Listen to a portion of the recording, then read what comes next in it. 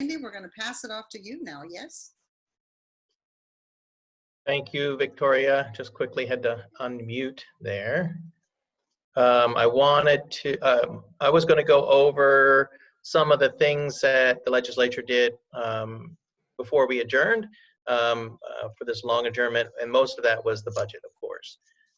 So when the COVID pandemic started to accelerate across the country and here in Arizona, it was recognized that we needed to quickly address the budget, because the only constitutional requirement that the legislature has is, of course, to pass a balanced budget. So we had several options. The option that we ended up choosing was pretty much we passed the FY20 budget, which was this year's, the current fiscal year's budget.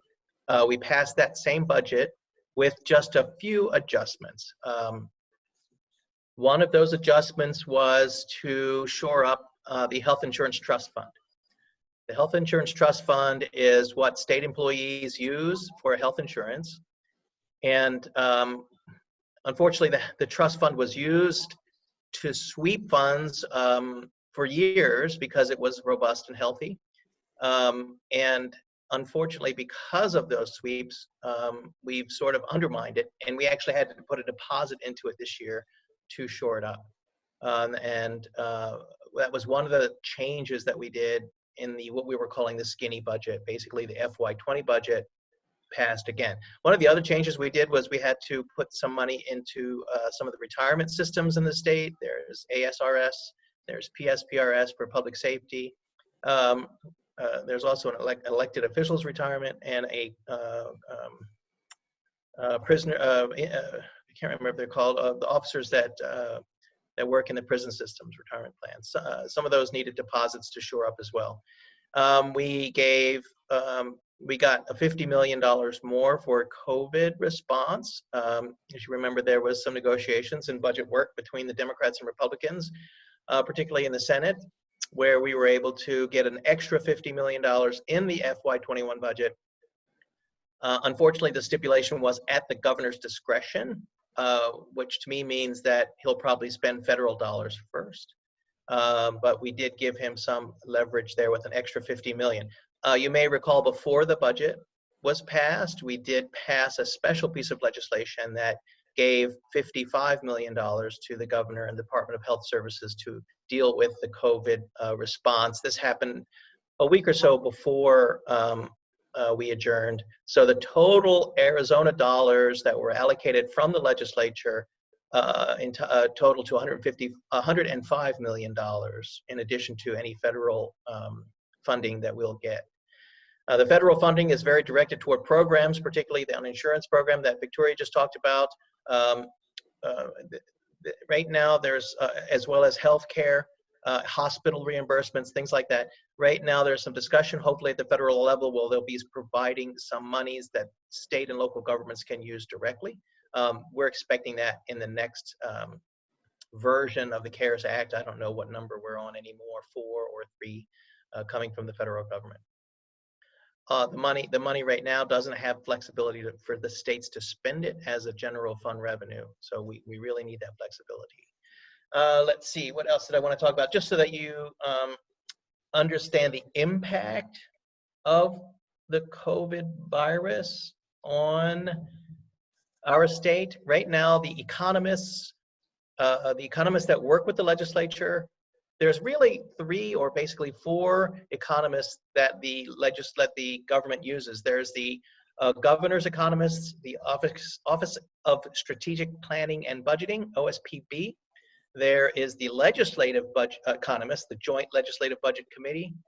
And then there are the university economists, ASU, U of A economists. Now they all do independent projections, and then they come together once a quarter to look and see how close the projections are, and the university usually does 2 projections, a very conservative projection and a less conservative projection.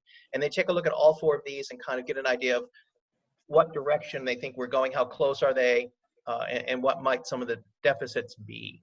So the projection at the last, what's called the Financial Advisory Committee, was that we would be somewhere between 600 million and 1.6 billion in budgetary deficits for FY21. So this quarter, we're still in FY20. This is the last quarter of FY20. We are going to see a budget deficit this quarter. But it's projected that the gains we made in the first 3 quarters of FY20 will offset the large deficit that's going to happen this quarter. So we don't anticipate having to do any policy budgetary changes for FY20. We can roll some of that debt forward. Even though we're supposed to balance a budget, there is a provision that says that debts incurred in one fiscal year can be rolled over to the next. So we'll likely have to go back in a special session this summer to deal with projected budgets for FY21. And options for that include, of course, a rainy day fund. Rainy day fund right now is about 900 and I want to say 50 or so million. We did use rainy day funds for part of our $50 million COVID response. So it was at $1 billion, or just over $1 billion. Now it's like 970, 980 million, which is very robust and very good, because we may need to use all of that to get us through the FY21 shortfall deficit that we're going to incur. Other options, of course, include sweeping other funds, and I think that we'll have to take a very close look at all the unappropriated and appropriated funds in other agencies and see what can actually be swept to support state funding for services that are provided to our citizens. And of course, agency cuts. One of the things that our caucus has very stridently said is that we will protect our schools as you know, to the last dime. Our schools, as you recall, carried us through the last recession, and the cuts were on the backs of our schools. So right in the forefront of our minds in our caucus coming through this next recession is our schools will be protected as much as possible to the last dime. So, and I think that's something that every one of our caucus members support. So that's what we're looking at this budget cycle. We have some work ahead of us this summer, and we have some work ahead of us next year. We're all very ready to come back and do that work after the election if we're successful. And I'm happy to take any questions. I think I've gone over through all the points. So I guess, Pam, you want to take over for the questions? I have a question. Okay, Can I go, Pam? Yes. Randy, are you in Flagstaff right now, or are you in your home? I'm in Phoenix. This is my Phoenix apartment. Okay. Will you talk about what it's like for you personally, being on the front lines? I think people really should know about that. Sure, I'm happy to. So as everyone knows, I still work. So I retired from the university. So I'm now a retired professor of surgery, but I still work at Banner UMC as a Banner employee part-time.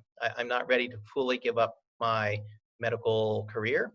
I work right now that we're in adjournment, I work 2 weeks a month at Banner, and I take 2 24-hour calls. And I've also started taking some time up in Northern Arizona Hospital, which is a hospital in Flagstaff.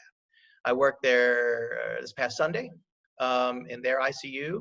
I'll be also working there 4 nights in May and 4 nights in June, and setting up my July and August schedule as that gets more close. It was all serendipitous. I set this up before the COVID pandemic came across and affected Arizona and the nation, but I'm happy to provide services to patients. And taking call at Banner, we do, I don't respond primarily to a COVID respiratory emergency. That would be the medicine team, the pulmonologists, and the ER doctors. We do, however, respond to any trauma, and that's our job. We're the trauma team. So when I'm on call, we sometimes will get a patient who is unresponsive, and we have no way of knowing if they are experiencing COVID symptoms. So we treat that patient as if they're COVID positive. We have to don all of the protective gear and the N95s. If they get intubated, we must put them in a special negative pressure room, where air is sucked out through a filter. We take care of them until their test turns around. Fortunately, at Banner, the testing that they're going to be providing, as that Pam was talking about at the beginning, usually is a sent out thing, and it will take, you know, several days, as she alluded to get back. But if we're testing an inpatient, it turns around in about 16 to 18 hours, because it's done in-house. They're doing it right there. And again, it's just a viral, it's looking for the antigen itself, the virus itself, I should say.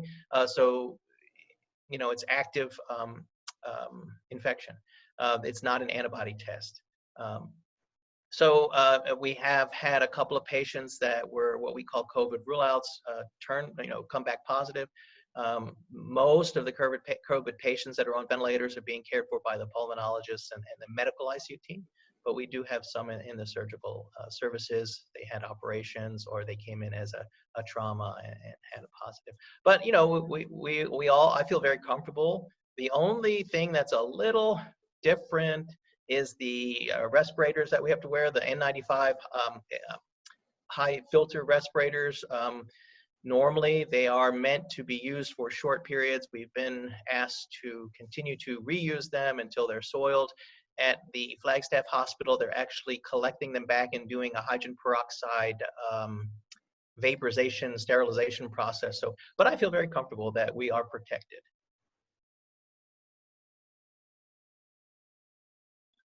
Good. I'm glad you feel safe, and I hope that you are safe and you continue to be safe. We need you. I know that there are people online here today with us who have worked in hospitals, maybe who are now. And I just, for anybody that's working in our fire departments and our paramedics and our hospitals, our doctors and our nursing homes and our VA centers and our prisons, Godspeed, my friends, Godspeed. It looks like we have a couple of questions. There's a question about PPE. There's a question from Connor, who's an essential worker, and there's also a question about telemedicine. So they're all sort of medical questions, Dr. Friese, if you want to. Sure, I can hit some of those. Yeah. I can talk about some of those. Telemedicine, one of Governor Ducey's executive orders was to mandate full payment for telemedicine consults and visitations. So, you know, a lot of our primary care doctors are able to transition over to telephone or telemedicine visits and still get their full reimbursements, which is very important in this time of economic stress. One of the, you mentioned Connor's name, and if I remember, he works at a dentist's office, isn't that right? You know, dental offices had to shut down to anything but emergencies. And I think with Governor Ducey's recent order saying that elective surgeries can reopen, I think that dental offices are allowed to start seeing more patients. But we must pay very careful attention to the PPE that's being used.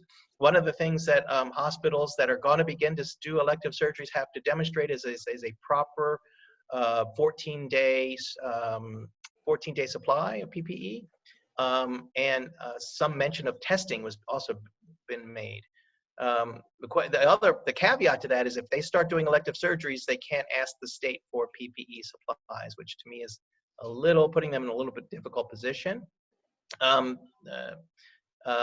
PPE issue is, personally, I have not seen PPE shortages at the hospitals I've been working at, but then I think we probably do have critical access hospitals in rural areas that might be experiencing some shortages.